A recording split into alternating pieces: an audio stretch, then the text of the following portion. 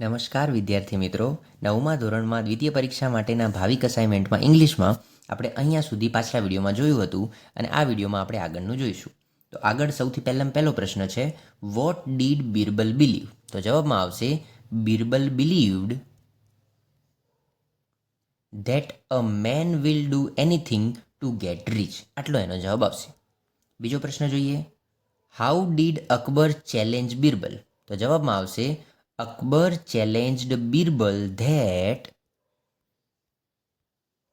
no man will spend a whole night in the cool water of my palace lake to become a rich. ત્રીજો પ્રશ્ન છે, why did a man agree to spend the night in the lake? તો જવાબમાં આવશે man agreed to spend a night in the lake for the treatment of his sick wife. આગળનો પ્રશ્ન જોઈએ. આગળ પ્રશ્ન છે, what does Dilipbhai want to plan? તો જવાબમાં આવશે Dilipbhai wants to plan a family trip. પછીનું છે, why does Darshana want to go to Mangalore?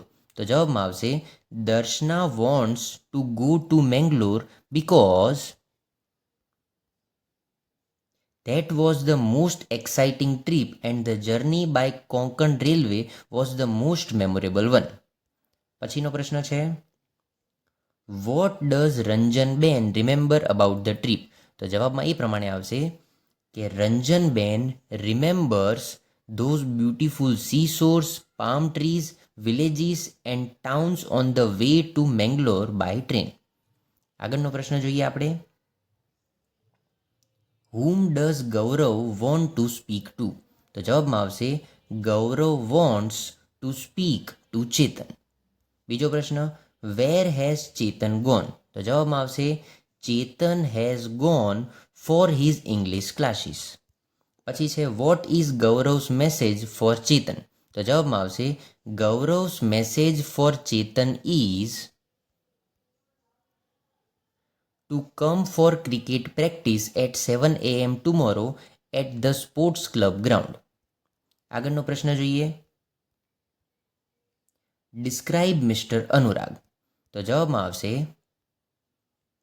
Mr. Anurag is tall with short hair and he wears glasses.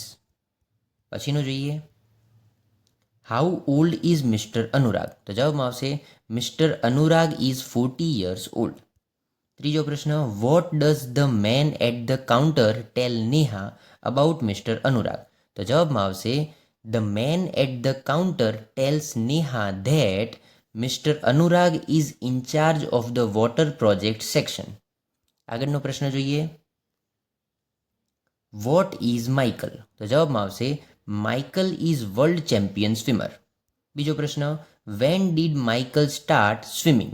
તો જવાબમાં આવશે Michael started swimming at the age of 7. છેલ્લો પ્રશ્ન, by whom was Michael influenced? તો જવાબમાં આવશે Michael was influenced by his elder sister. અહીંયા આપણું સેક્શન બીનું સોલ્યુશન પૂરું થયું અને આગળના વિડીયોમાં જોઈશું સેક્શન સી.